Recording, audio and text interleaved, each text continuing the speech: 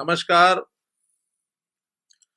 मेरे हरियाणा के नौजवान साथियों, मित्रों, भाइयों बहनों, जैसा आपको जानकारी है कि कोरोना के विषय को लेकर के मैं पिछले बुधवार तक हर दिन आपके सामने आकर के कोई विषय रखता था। 2 दिन के गैप के बाद आज शनिवार के दिन फिर आपके पास आया हूं। आज का हमारा विषय वो शिक्षा से जुड़ा है। कोरोना के इस संकट में हर वर्ग प्रभाव उस पर पड़ा है, कोई उससे अछूता नहीं है। और ऐसा ही एक वर्ग शिक्षकों का, छात्रों का भी है। स्कूल बंद है, पढ़ाई भी नहीं हो पा रही है, समय के हिसाब से चीजें चलती रहती हैं। हमें भी इस परिस्थिति के हिसाब से अपने पढ़ाई के तरीके को बदलना है। पहले तो तकनीक शिक्षा का एक विषय होता था, आज तकनीक से ही शिक्षा हो रही है। स्कूल को बंद किया जा सकता है, पर ज्ञान और शिक्षा को बंद नहीं किया जा सकता। आज विषय ये नहीं है कि पढ़ें कैसे, बल्कि विषय तो ये है कि कैसे कैसे पढ़ सकते हैं। तकनीक से हमें कई माध्यम दिए हैं, तकनीक के कारण से हम जो पढ़ सकते हैं उसके ऊपर अपना पूरा ध्यान रहना चाहिए। समय की मांग है कि हम घर में रहें, स्कूल न जाएं। हम स्कूल नहीं जा सकते, पर स्कूल तो घर में आ सकता है। हम आपके स्कूल को आपके घर में ही लेकर आ रहे हैं। हमने जैसे पहले 3S का एक मंत्र दिया था, stay at home, social distancing, sanitise yourself. आज मैं अपने उस 3S मंत्र को बदल रहा हूं। आज का 3S मंत्र विशेष तौर पर अपने विद्यार्थियों के लिए, छात्र छात्राओं के लिए, stay at home, school at home and study at home. इस प्रकार हम लोग अपने इस मंत्र के हिसाब से अपने इस कार्य को आगे बढ़ाएंगे। निश्चित रूप से हम लोग अपने इस काम को करते हुए आगे बढ़ने के लिए इन लॉकडाउन के दिनों का उपयोग करेंगे। पिछले 25 दिनों में बड़े धैर्य के साथ हम लॉकडाउन का पालन कर रहे हैं। जैसा मैंने 15 अप्रैल को इसी मंच से कहा था कि जल्दी ही ग्रीन लाइट होगी और सामान्य जीवन शुरू हो जाएगा। कोरोना से उपजी अनिश्चितता का सबसे बड़ा प्रभाव हमारे स्कूल कॉलेजों के विद्यार्थियों पर पड़ा है। 18 मार्च को प्रदेश में चल रही स्कूलों की वार्षिक परीक्षाओं को मैंने रोक दिया था। 19 मार्च को सभी स्कूलों को बंद कर दिया गया। स्कूल के बच्चों का अगला शैक्षणिक सत्र 1 अप्रैल को शुरू होता।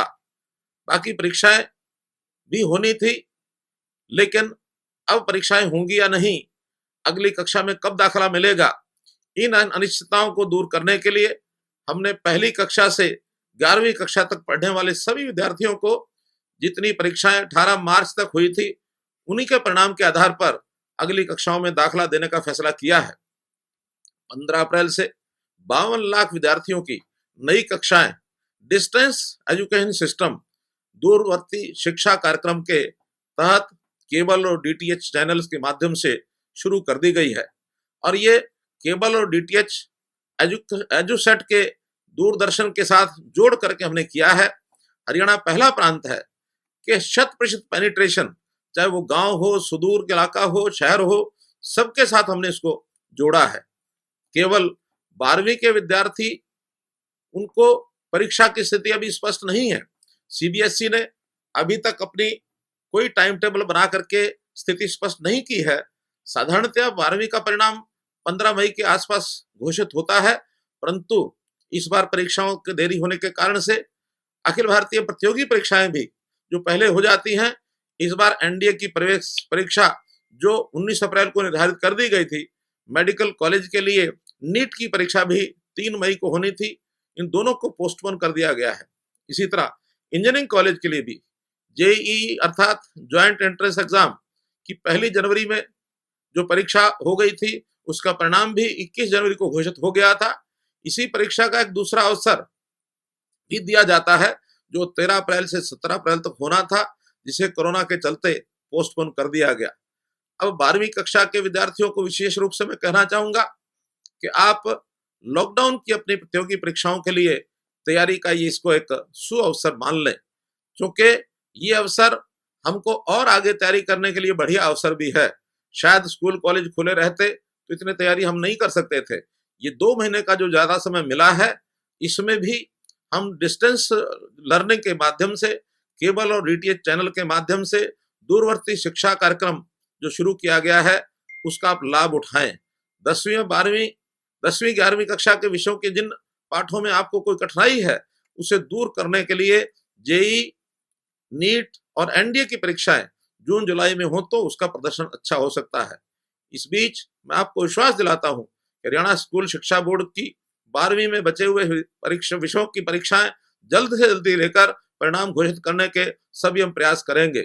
इस पढ़ाई में हमारे बहुत से अध्यापक, लेक्चरर, चाहे वो स्कूल के हों चाहे कॉलेज के हों, बहुत प्रयत्न कर रहे हैं। मैं ऐसे ही आज कुछ लेक्चरर्स और टीचर्स, इनकी बातचीत भी आपके सामने मैं कराऊंगा। मेरे साथ लाइन के ऊपर अभी जुड़े हैं नूह के कॉलेज से हमारी लेक्चरर नम्रता। तो नम्रता जी लाइन पर जुड़ी हैं। मैं नम्रता जी को निवेदन करूंगा कि इस प्रकार के बच्चों को किस प्रकार से पढ़ाई में अपना आगे बढ़ करके काम करना चाहिए, एक बार जरा बच्चों को बताएंगे कि बच्चों को कैसे पढ़ाया जाए। आप भी अपने प्रयत्न से जो बच्चों को पढ़ा रहे हैं, कृपया आप अपनी जबानी एक बार बताइए कि किस प्रकार पढ़ा जा सकता है। नम्रता जी। नमस्कार सर। नमस्कार।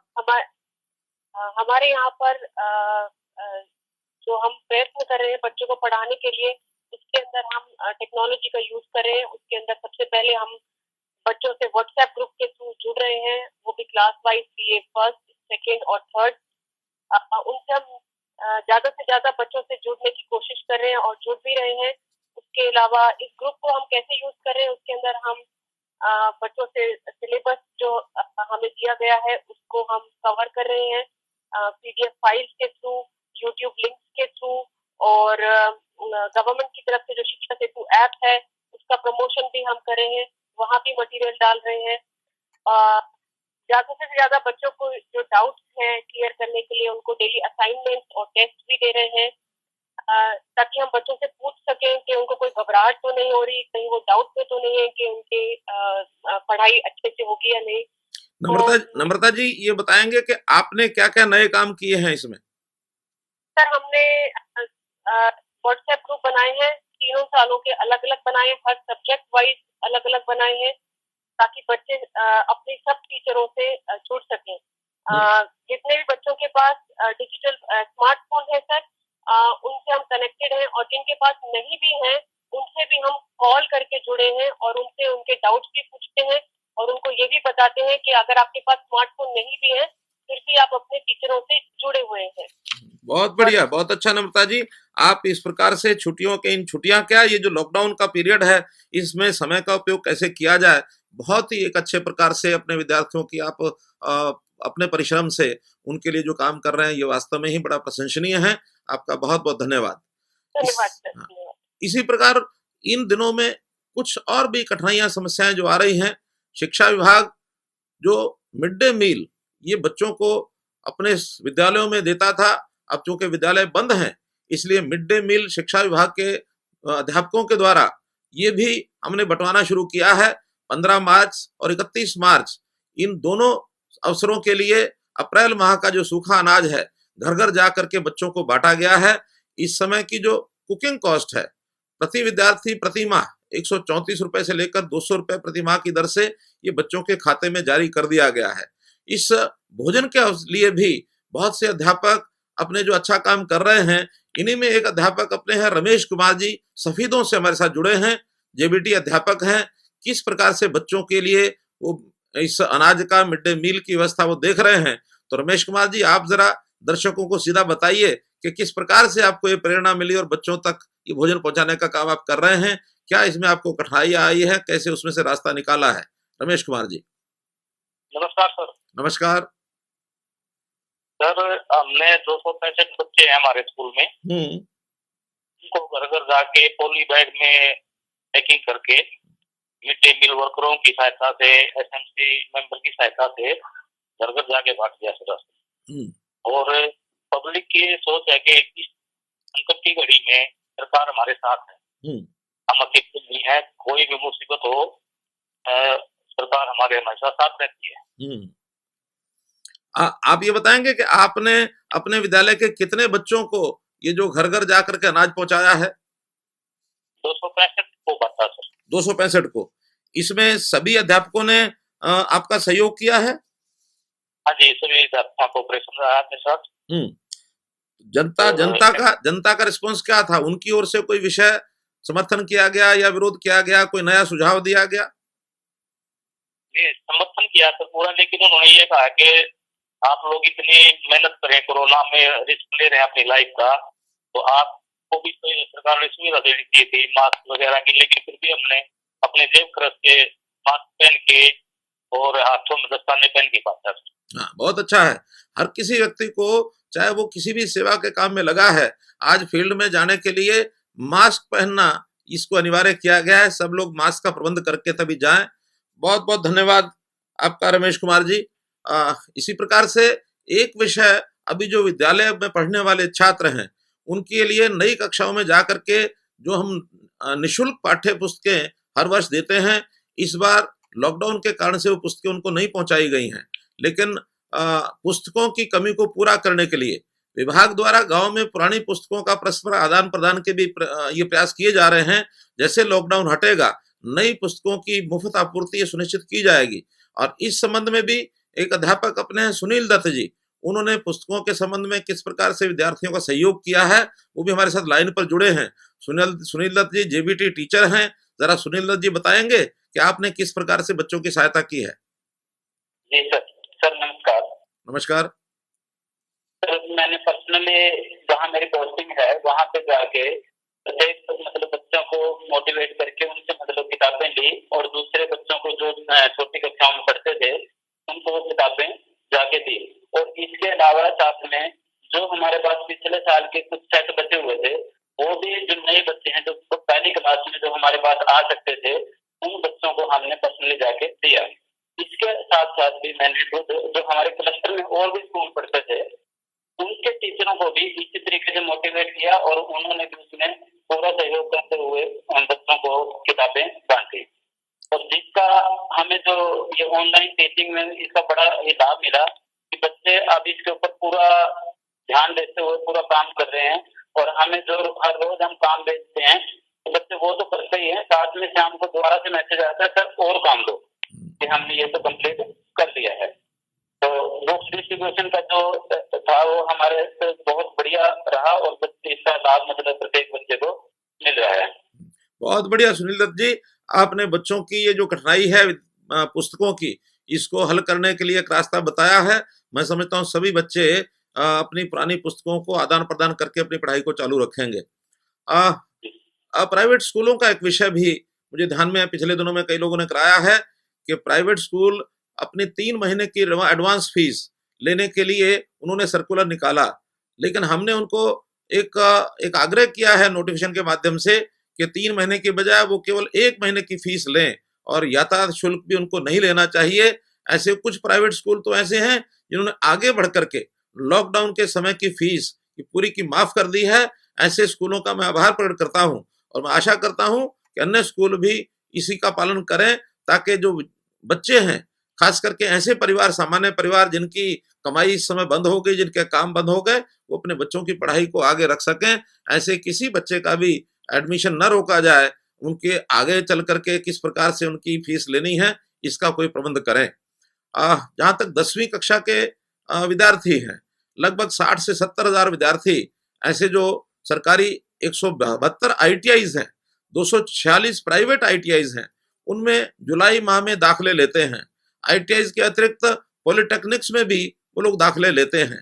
अब इनकी भी चूंकि कक्षाएं अगस्त में शुरू होती हैं, 24 मार्च को प्रदेश के सभी ITIs को बंद करने के बाद थ्योरी की पढ़ाई फोन पर या ई-लर्निंग से करवाई जा रही है, परंतु प्रैक्टिकल्स की पढ़ाई लॉकडाउन की अवधि के बाद ही प्रारंभ किया जाएगा। ITIs में 81 ट्रेड हैं, 30 से 35 ऐसे ट्रेड हैं जिनमें 10वीं में गणित या विज्ञान की परीक्षा उत्तीर्ण की शर्त होती है। क्योंकि 10वीं कक्षा में विज्ञान अथवा गणित की जो परीक्षाएं अभी नहीं हुई है, इसलिए विचार किया जा रहा है कि 10वीं की विज्ञान की परीक्षा में ज्यादा समय लग जाए तो ऐसे ट्रेड्स में बिना विज्ञान की परीक्षा के ही प्रोविजनल दाखला दे दिया जाए। इस बारे में अंतिम निर्णय ले लिया जाएगा। विचार ये भी है कि गणित या विज्ञान के विषय पास नहीं हो पाएंगे तो उन्हें बिना गणित अथवा जो विज्ञान गणित के विषय के ट्रेड हैं उसमें जाने की छूट दे दी जाए। ऐसा ही पॉलिटेक्निक्स में भी ऐसे जो ट्रेड हैं जिनमें डिप्लोमा के लिए दाखिला लेना चाहते हैं, वहां भी गणित और विज्ञान दोनों विषयों की उत्तीर्ण करने के बाद ही ऐसे जो ट्रेड्स हैं उनके अंदर रखा जाएगा, अन्यथा दूसरे ट्रेड्स में जाने के लिए उनको छूट मिलेगी। कॉलेजेस में भी, हायर एजुकेशन में शिक्षा के लिए बहुत से ऐसे ऑनलाइन प्रावधान किए गए हैं जो यूट्यूब के माध्यम से, गूगल हैंगआउट के माध्यम से 25 मार्च के दूसरे सेमेस्टर का ई शिक्षण इसको हमने शुरू करवा दिया है, बहुत जोरों से चल रहा है। 9000 से भी अधिक प्राध्यापक जो ई लर्निंग के माध्यम से स्टूडेंट्स को शिक्षा दे रहे हैं। 28000 के लगभग विद्यार्थियों ने अपना फीडबैक विभाग को दिया है। उनमें से 90% विद्यार्थियों ने कंटेंट की बहुत प्रशंसा की है। हमारे एक कॉलेज के लेक्चरर हैं विवेक गोयल जी, जो हमारे साथ जुड़े हैं गवर्नमेंट नेशनल कॉलेज सिरसा से, और वो इस विषय में सब विद्यार्थियों को अपनी ओर से कुछ मार्गदर्शन करेंगे ताकि विद्यार्थियों का उनको लाभ हो। श्री विवेक गोयल जी, आप बताएंगे जरा।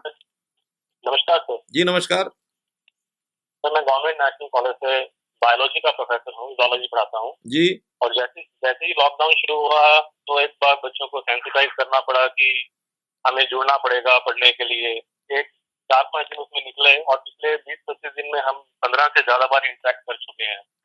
हम अपने लेक्चर्स खुद भी बना रहे हैं, हम यूट्यूब के लिंक भी दे रहे हैं और व्हाट्सएप ग्रुप बनाया हुआ है हमने बड़ा सारा। मोर देन 120 स्टूडेंट्स हैं और सभी बच्चों को उस ग्रुप में पोस्ट करने की इजाजत है, मतलब कोई भी स्टूडेंट उसमें कुछ भी पोस्ट कर सकता है। जिन बच्चों के पास मोबाइल नहीं है उनसे हम फोन पे और ऑडियो कॉल कर रहे हैं। मेरे तो कुछ स्टूडेंट्स ने अपने एक्स्ट्रा फोन डोनेट तक करने की बात की है कि हम उन बच्चों को अपने फोन दे देते हैं जिनके पास मोबाइल नहीं है। बहुत बढ़िया, ऐसा किया भी है। वो एक टाइम बिंग इमरजेंसी है, सॉलिडेरिटी है, सब इकट्ठे चल रहे हैं और सभी साथ दे रहे हैं। बहुत ही अच्छी बात है गोयल जी, आपने जो प्रेरणा दी है विद्यार्थियों को कि अपने मोबाइल का भी दूसरे लोगों के लिए वो उपयोग करवा रहे हैं। इस प्रकार परस्पर सहयोग से हम सब लोग अपनी शिक्षा को, इस कदम को आगे बढ़ा सकते हैं। हमने कई प्रकार के ऐप देखे हैं, यू दोस्त व टच बेस इस नाम से ऐप, इनके माध्यम से स्टूडेंट्स को विशेष प्रकार की एक मनोवैज्ञानिक जिसको कहना चाहिए शिक्षा, इसकी सुविधा भी प्रदान की जा रही है। 180 से अधिक कॉलेज और यूनिवर्सिटी जिसमें मनोवैज्ञानिक के जो प्राध्यापक हैं वो इस इनिशिएटिव से जुड़े हैं, क्योंकि हमारा समय घर पर है, खाली है। कई बार युवक बहुत खाली रहने से या जिसको कई बार घर की चारदीवारी में रहने से बहुत कठिनाई होती है, मनोविज्ञान की दृष्टि से भी हमें उसके चिकित्सा की भी आवश्यकता होती है, हमें उसकी परामर्श की भी आवश्यकता होती है। तो हम इन यू दोस्त और टच बेस नामक ऐप के माध्यम से इसका भी उपयोग कर सकते हैं।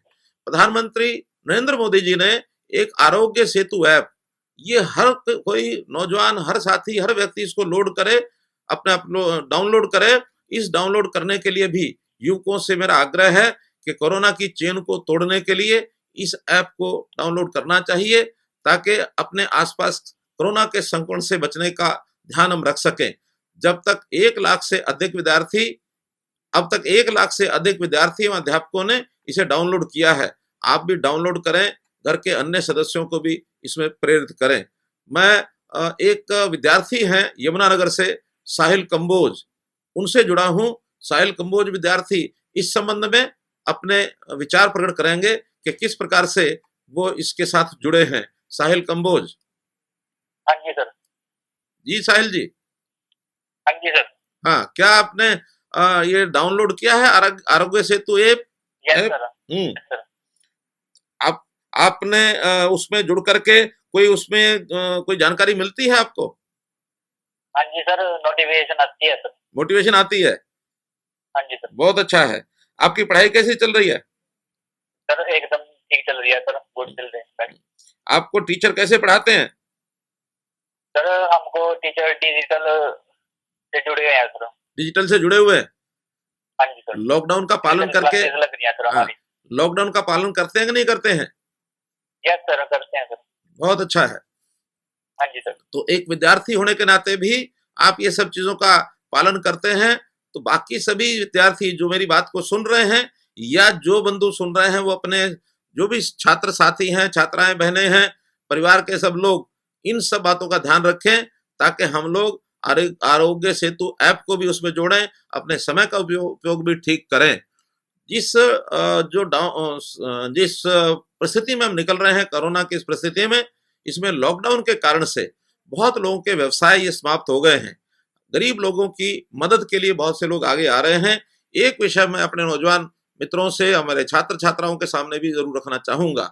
इस कोरोना की लड़ाई में बहुत लोग मदद कर रहे हैं, और मदद करने के लिए जो लोग कमाते हैं वो तो आगे आए ही हैं।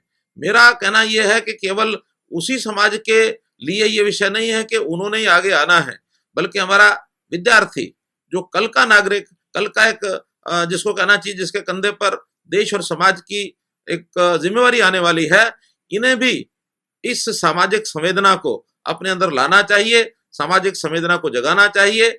हमने इसके लिए हरियाणा कोरोना रिलीफ फंड ये बनाया है।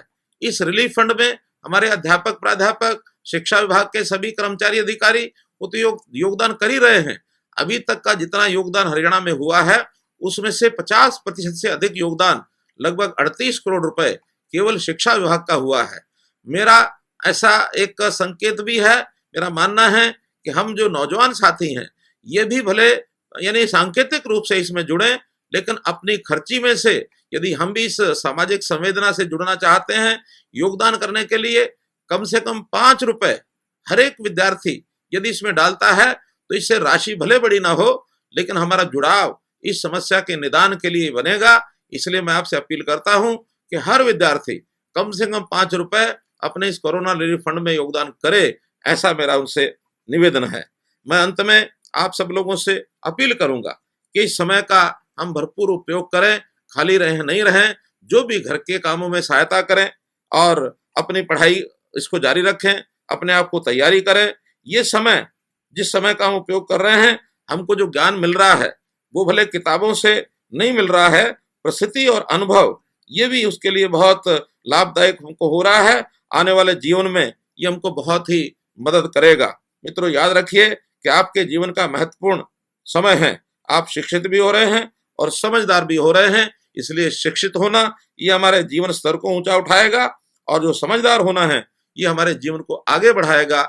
इस सारे काम को यदि करेंगे तो निश्चित रूप से आप नई पीढ़ी के रूप में स्वयं भी पालन करिए, परिवार के एवं अन्य साथियों को भी इसका पालन कराइए। हम हरियाणा में सब लोग लगे हैं इस काम के लिए। निश्चित रूप से हरियाणा में कोरोना हारेगा, कोरोना को हरियाणा में हम हराएंगे। हरियाणा से हारेगा, भारत से भागेगा। इस लाइन के साथ मैं अपनी बातचीत को समाप्त करता हूं। बहुत बहुत धन्यवाद, बहुत बहुत आभार।